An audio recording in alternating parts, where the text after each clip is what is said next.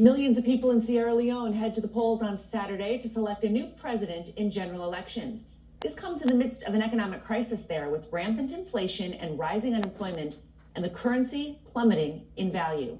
CNN's Stephanie Basari joins us live from Lagos, Nigeria. Stephanie, what's at stake for the people there? Christine, very high stakes election, very crucial ones on Saturday for the people of Sierra Leone. And this is actually the fifth presidential election since the civil war ended 21 years ago. And inflation is sky high, 37% in April, according to the IMF. And security is tense in the capital, Freetown, with one person describing it as preparing for war. We've been speaking to people in Freetown. Take a listen to what they had to say. These Sierra Leoneans are calling out for change as the West African state heads to the polls to elect a new president on June 24th.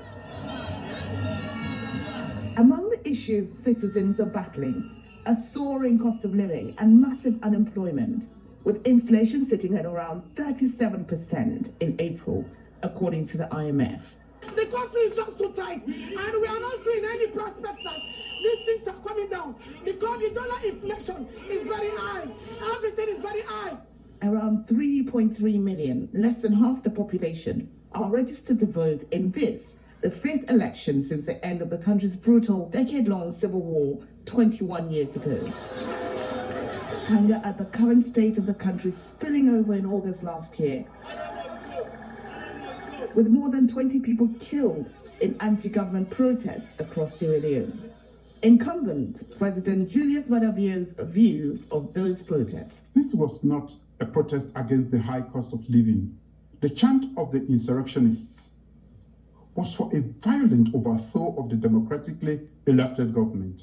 Former Sierra Leonean child soldier turned author and human rights activist Ishmael Bia says the mood in the country is not hopeful. Even as we lead towards election, the security situation has gotten tense in the way that you have more presence of armed police, armed military that are basically patrolling the streets as if going to an election is also going to war.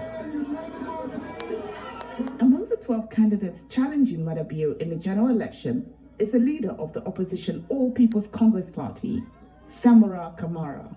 I want to call all Sierra to come out and vote on the 24th.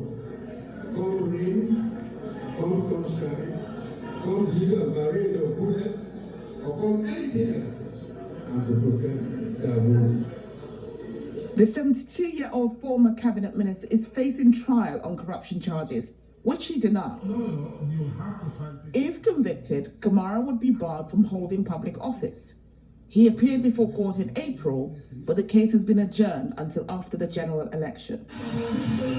59-year-old Maada Bio, seen here dancing in the rain on the campaign trail, has promised, if re-elected, to feed the nation and create 500,000 jobs for young people in 5 years.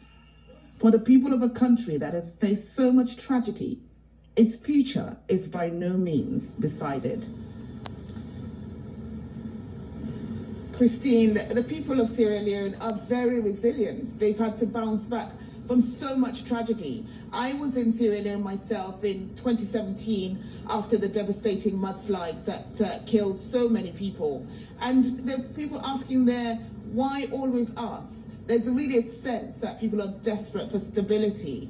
And this is a country that has abundant diamond resources. You'll remember the movie Blood Diamonds was based on Sierra Leone. So they want some of those resources to trickle back to them, to have hope and aspirations for their future. And really, these are the stakes that are very high in these elections, Christine. Yeah, they head to the polls on Saturday. Stephanie, thank you so much for that. Quick hits.